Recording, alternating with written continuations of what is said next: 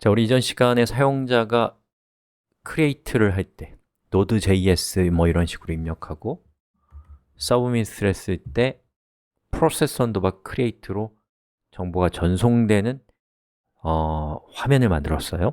그럼 이제 뭘 해야 돼요? process underbar create라고 하는 주소에서 그 정보를 받을 수 있어야죠. 자, 그런데 저는 여기 주소 이름을 좀 바꿀게요. create underbar process로. 다른 데서 그렇게 했었거든요. 자, create underbar process로 일단 이렇게 바꿨고요. 자, 백해서 다시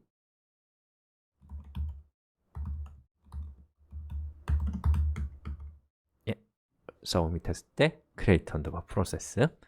자, 그럼 이제 create underbar process라고 하는 요청을 받기 위해서는 우리 여기 적당한 곳에다가 else if를 해서 이렇게 내용을 추가해야겠죠.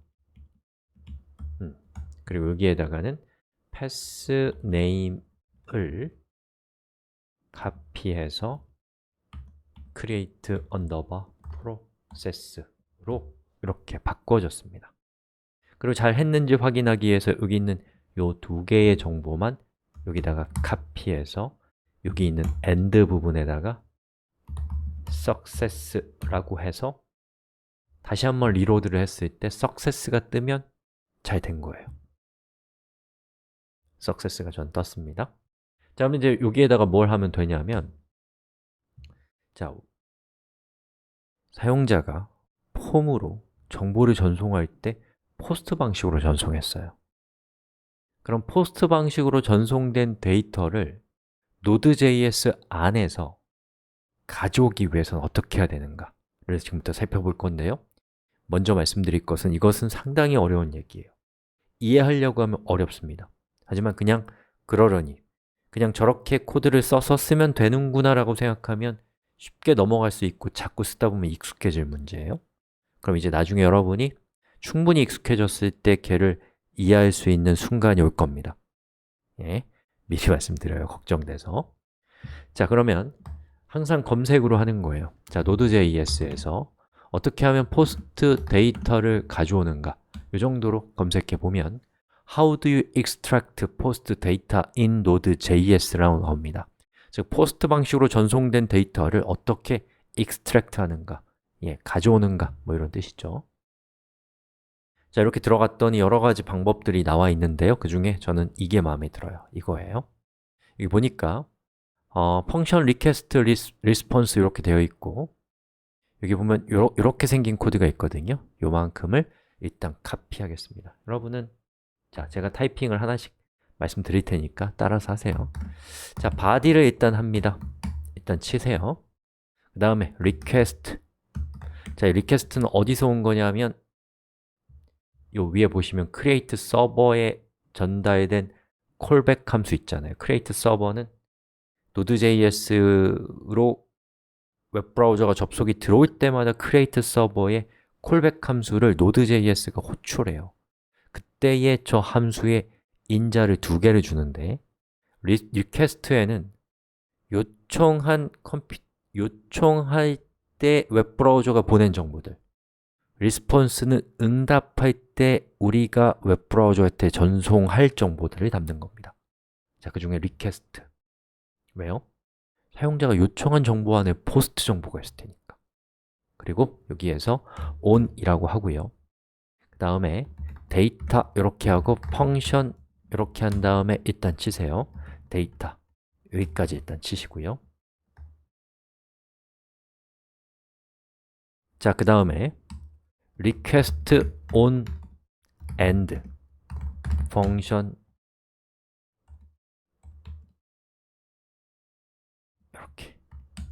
이렇게 합니다. 자, 그럼 이게 뭔지를 지금부터 설명드릴게요. 자, request on data는 웹브라우저가 포스트 방식으로 데이터를 전송할 때 데이터가 엄청나게 많으면 그 데이터를 한 번에 처리하다가는 뭐 프로그램이 꺼진다거나 컴퓨터에 무리가 간다거나 이런 여러 가지 문제가 생겨요. 좀 거친 표현이네요.